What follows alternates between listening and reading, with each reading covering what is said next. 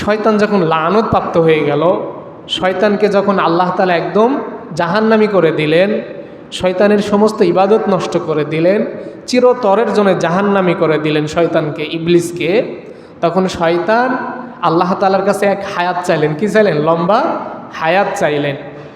এরপরে আল্লাহ তাআলার কাছে আরও চাইলেন যে আল্লাহ আমাকে এমন ক্ষমতা দেন, আমি যেন আপনার বান্দাদের কাছে যাইতে পারি। সুম্মা লাআতিয়ান্নাহুম মিন বাইনি আইদিহিম ওয়া মিন খলফিহিম, আমি আপনার বান্দার সামনের থেকে পেছনের থেকে, ওয়া আন আইমানিহিম ওয়া আন শামাইলিহিম, বান্দার ডানের থেকে বান্দার বামের থেকে, চতুর্দিক থেকে যেন আপনাকে ধোঁকা দিতে পারে। এই ক্ষমতা আমাকে দেন, আমি আপনার বান্দাদের কাছে যাব। যে আদম সন্তানের জন্য আপনি আমাকে চিরতরে লানত করে দিলেন, হামেশার জন্য জাহান্নামী করে দিলেন, আমার সমস্ত ভালো কাজ আপনি নষ্ট করে দিলেন, এই আদম সন্তানকে আমি কি করব না? আপনার শুকরগুজার হতে দেব না। শয়তান বলতেছে, ওয়ালা তাজিদু আকতারাহুম শাকিরিন, হে আল্লাহ, আমি আপনার বান্দাদের নিকটে যাব ডান দিক থেকে, বাম দিক থেকে, পেছনের থেকে, সামনের দিক থেকে গিয়ে চতুর্মুখ থেকে চতুর্মুখী ছদ্মবেশে আপনার বান্দাদের ধোঁকা দেব। ওয়ালা তাজিদু আকতারাহুম শাকিরিন, হায় আল্লাহ, আমি বান্দাদেরকে এমন ধোঁকা দেব, এমন ধোঁকায় ফেলবো, আপনি এমন কোনো বান্দা পাবেন না যে বান্দাটা আপনার শুকরিয়া আদায় করে, যে বান্দা কি করে? আপনার শুকরিয়া জ্ঞাপন করে, এমন বান্দাই পাবেন না। যে আদমের জন্য আপনি আমাকে জাহান্নামী করে দিচ্ছেন, শয়তান, এই আদম সন্তানকে আমি এমন ধোঁকা দেব, চতুর্মুখী ধোঁকা দেব, আদম সন্তান বুঝতেই পারবে না, তার ঈমান নিয়ে চলে আসবো। তার ঈমান নিয়ে কি করব? চলে আসবো। আদম সন্তান বুঝতেই পারবে না ভিতরে ঈমান চুরি হয়ে গেছে কি জ্ঞানী। দেখেন, আমরা যাদের গরু আছে, আমার জানা আছে, সারা রাত গরু পাহারা দেয়। কি করে? সারা রাত গরুর গোহাল পাহারা দেয়, দেয় না মামা? দেয় তো, যে গরু যেন চুরি না হয়ে যায়। গরু চুরি হয়ে গেলে লস না? লস, ক্ষতি, আর্থিকভাবে দুনিয়াবিতে তার লস, ক্ষতির সম্মুখীন হবে, কষ্টের সম্মুখীন হবে। গরুটা হারায় গেলে, তার কষ্টে অর্জিত গরু, সারা রাত জেগে গরুটা পাহারা দেয়, গরু যেন চোরে না নিয়ে যায়। কিন্তু বান্দার ঈমান থাকে কলবে। বলছিলাম না, আমার এই কলব থেকে ঈমান চুরি হয়ে যেতে পারে। শয়তান চ্যালেঞ্জ করছে, আমি বান্দার কাছে যাব, বিভিন্নভাবে ধোঁকা দিয়ে বান্দার থেকে আমি ঈমান নিয়ে নেব, বান্দাকে পাপ করাবো, পাপাচারের মধ্যে লিপ্ত করব। তো বান্দা বুঝতেই পারে না। সামান্য অনেক উদাহরণ দেওয়া যাবে, বর্তমানে উদাহরণ দিই। আমরা যেগুলা দেখতেছি, এই যে বিশ্বকাপ খেলা চলতেছে, মাইন্ড করেন না কেউ, আবার বলতেই হবে। এখানে আমাদের দেশ থেকে অনেক দূরে, রাত দিন তফাৎ, কয়দিন রাত দিনের তফাৎ। আমাদের এখানে যেখানে খেলা চলছে, আমাদের এখানে যখন দিন, তখন আমেরিকাতে কি রাত, ওখান যখন দিন, এখানে তখন রাত। এত দূর ডিফারেন্স একটা জায়গায় খেলা চলছে, ভিন দেশি খেলছে। তো তাদের খেলা নিয়ে আমাদের দেশে বিভিন্নভাবে মানুষ আত্মহত্যা পর্যন্ত করছে। কি করছে? আত্মহত্যা করতেছে। যশোরের ঘটনা, তার ছোট ছোট দুটা ছেলে মেয়ে আছে, খেলাকে কেন্দ্র করে নিজে হারে গেছে, নিজের দল সাপোর্ট করত, নিজেকে শেষ করে দিচ্ছে। এরকম ঘটনা দেশের অনেক জায়গায়।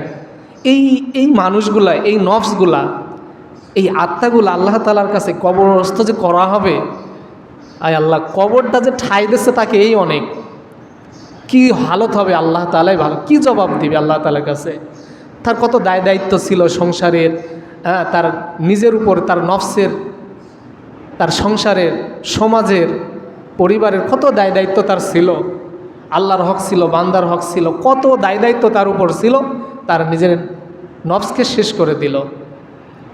এইরকমভাবে আমরা এই খেলাকে কেন্দ্র করে আমরা ভালো ভালো যারা নামাজ বুঝি, ইসলাম বুঝি, ইসলাম প্রিয়, তারাও আমরা এর মধ্যে ডুবে যাচ্ছি। আমরা মনে করতেছি এর মধ্যে গেলে হয়তো পাপ হচ্ছে না, এটা নিছকই একটা বিনোদন, শুধু আনন্দ, খেলাধুলার ব্যাপার, এখানে ধর্ম টানা যাবে না, এরকম একটা বিষয়।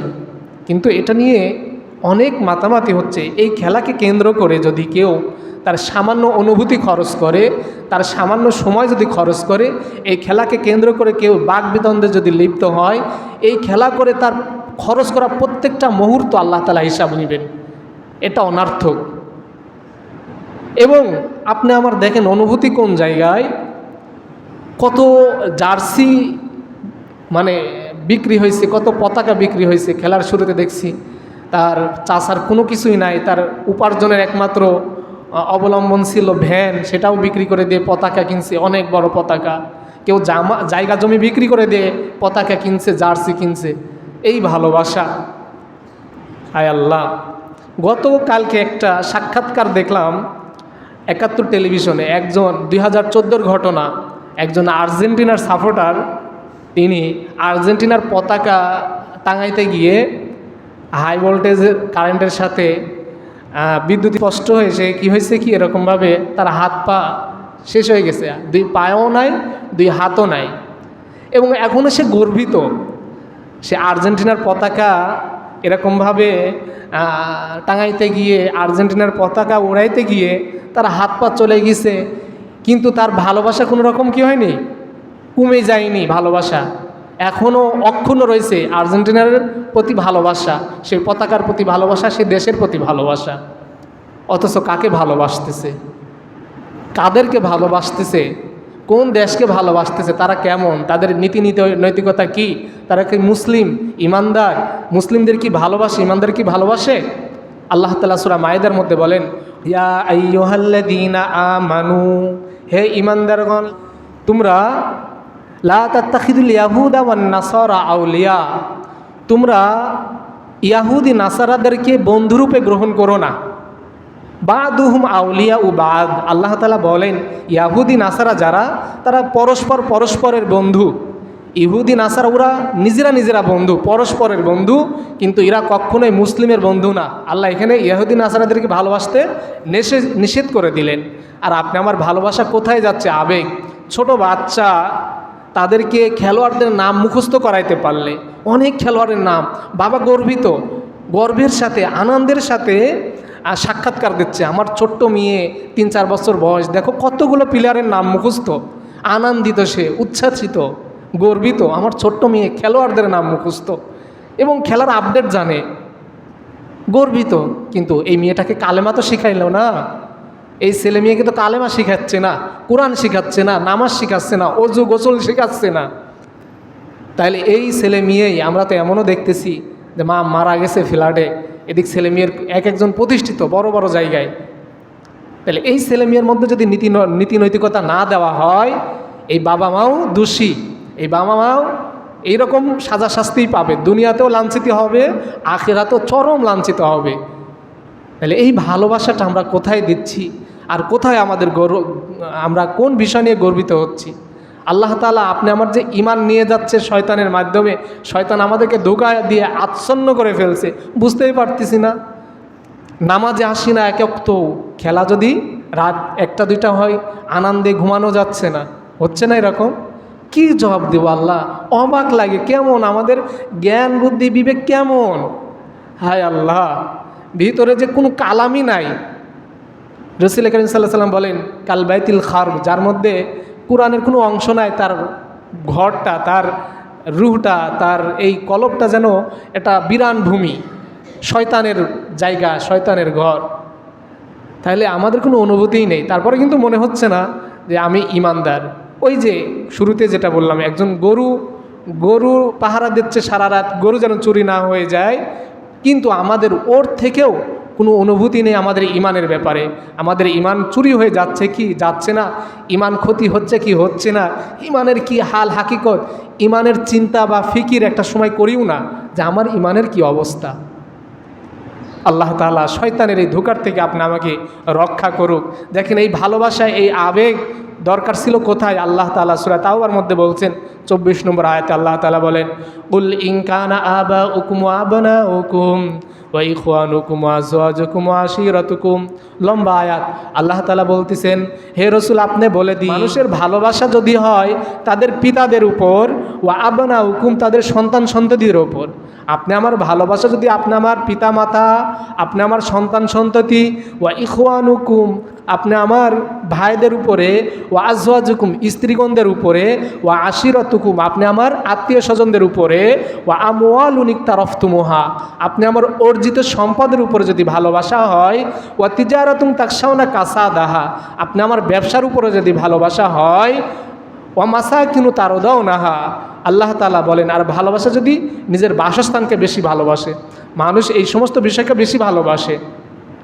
তো রসুলের মাধ্যমে আল্লাহ ঘোষণা করে দিচ্ছেন সূরা তাওবার 24 নম্বর আয়াতে, মানুষের ভালোবাসা যদি তাদের বাপদাদাদের বেশি বাসে, তাদের সন্তান সন্ততিকে যদি বেশি ভালোবাসে, তাদের স্ত্রীগণদের যদি বেশি ভালোবাসে, তাদের ব্যবসা বাণিজ্যকে যদি বেশি ভালোবাসে, তাদের মাল সম্পদকে যদি বেশি ভালোবাসে, তাদের বাসস্থানকে যদি বেশি ভালোবাসে, আহাব্বা ইলাইকুম মিনাল্লাহি ওয়া রাসূলি আল্লাহ এবং আল্লাহ রসুলের থেকে যদি এইগুলাকে সে বেশি ভালোবাসে, ফাতারাব্বাসু আল্লাহ তাআলা বলতেছেন তোমরা অপেক্ষা করো, হাত্তা ইয়াতিয়াল্লাহু বিআমরি আল্লাহর আযাব গজব আসার অপেক্ষা করো।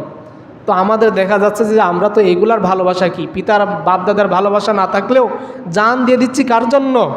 খেলোয়াড়ের জন্য। জান দিয়ে দিচ্ছি আমার সাপোর্টারের দেশের জন্য। আমার অঙ্গ প্রত্যঙ্গ দিয়ে দিচ্ছি কার জন্য?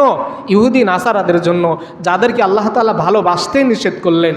আর আপনি আমার পিতামাতার খবরও জানি না, ভাই বেরাদের সাথে সম্পর্ক ভালো নেই, ভাই বোনের সম্পর্ক ভালো নেই, আপনি আমার ভালোবাসা মাল সম্পদ, আপনি আমার ভালোবাসা ব্যবসা বাণিজ্য, আপনি আমার ভালোবাসা এই ধরনের এরকম উদ্ভট এই ধরনের খেলোয়াড়দের, তাহলে আল্লাহ তাআলা বলতেছেন দাঁড়াও একটু অপেক্ষা করো, হাত্তা ইয়াতিয়াল্লাহু বিআমরি আল্লাহর আযাব গজব আল্লাহর শাস্তির আসার আদেশের অপেক্ষা করো। আসলে আমরা জাতিগতভাবে গজবে নিমজ্জিত হওয়ারই জাতি, যে এই ধরনের কাজগুলো দেখলে ভিতরে কিচ্ছু নাই, ভিতরের আল্লাহর বিধিবিধানের কোনো অংশই নাই, বাকি উল্টা সব করতেছি। কতটা আল্লাহ তাআলার এই দেওয়া অস্তিত্ব, আল্লাহ তাআলার দেওয়া এই অল বডি, এটা কি আপনি আমি চেয়ে পাইছি নাকি? পাইনি। আল্লাহ তাআলার দেওয়া এই সম্পদ নিয়ে, এই অস্তিত্ব নিয়ে আল্লাহ তাআলার সাথে বিদ্রূপ করে যাচ্ছি। আল্লাহ নামাজে আসতে বলতেছে, আমরা নামাজে আসি না, নামাজে আসতে কষ্ট হয়, খেলা দেখতে কষ্ট হয় না, রাত জেগেও খেলা দেখি। আল্লাহ ভালোবাসতে বলতেছেন রসুলকে, আল্লাহ ভালোবাসতে বলতেছেন আল্লাহর রসুলকে, আমরা ভালোবাসতেছি ইহুদি নাসারাদেরকে। আপনি আমাকে এইভাবে শয়তানের মাধ্যমে কোথায় নিয়ে যাচ্ছে? আল্লাহ তাআলা হেফাজত করুক, সবাই বলি আমিন।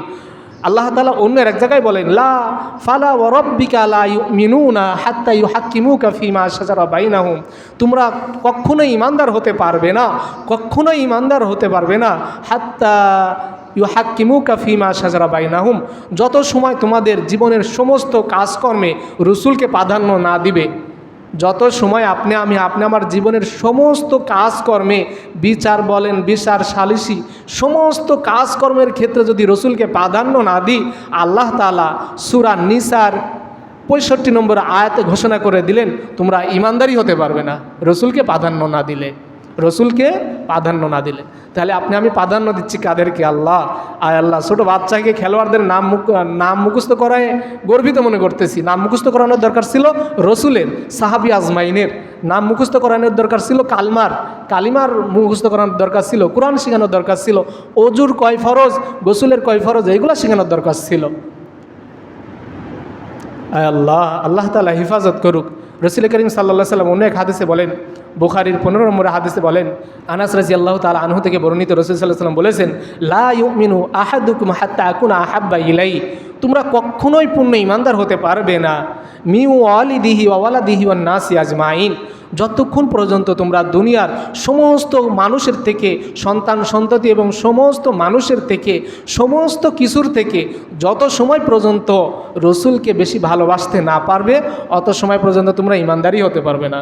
আপনি আমার ভালোবাসাটা রসুল কেন্দ্রিক হওয়া লাগতো।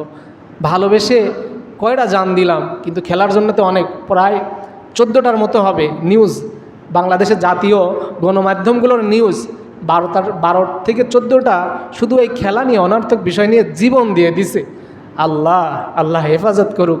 জীবন দেওয়া দরকার ছিল রসুলকে ভালোবেসে, ইসলামকে ভালোবেসে, নাকি ইমানের জন্য, ইমানের উপর অটল থাকার জন্য জীবন দেওয়ার দরকার ছিল। তো ইমান তো শিক্ষাই করলাম না। যাই হোক, কথার আরও অনেক ছিল। আল্লাহ তাআলা সময়ের সংক্ষিপ্তর কারণে এখানে রাখতেছি। যতটুকু কথা শোনাইলো আল্লাহ তাআলা, যা কিছু শুনলাম আল্লাহ তাআলার বুঝার তৌফিক দান করুক। আল্লাহ তাআলা আলোচনার মধ্যে খায়ের বরকত দান করুক। আল্লাহ তাআলা শয়তানের থেকে হেফাজতে রাখুক এবং আল্লাহ তাআলা এই আলোচনার থেকে যেগুলো পালনীয় এবং শিক্ষণীয়, এখান থেকে শিক্ষা নিয়ে আল্লাহ তাআলা তা পালন করার মতো তৌফিক দান করুক। সবাই বলে আমিন আমিন। ওয়া আখিরুদ দাওয়ানা আলহামদুলিল্লাহি রাব্বিল আলামিন।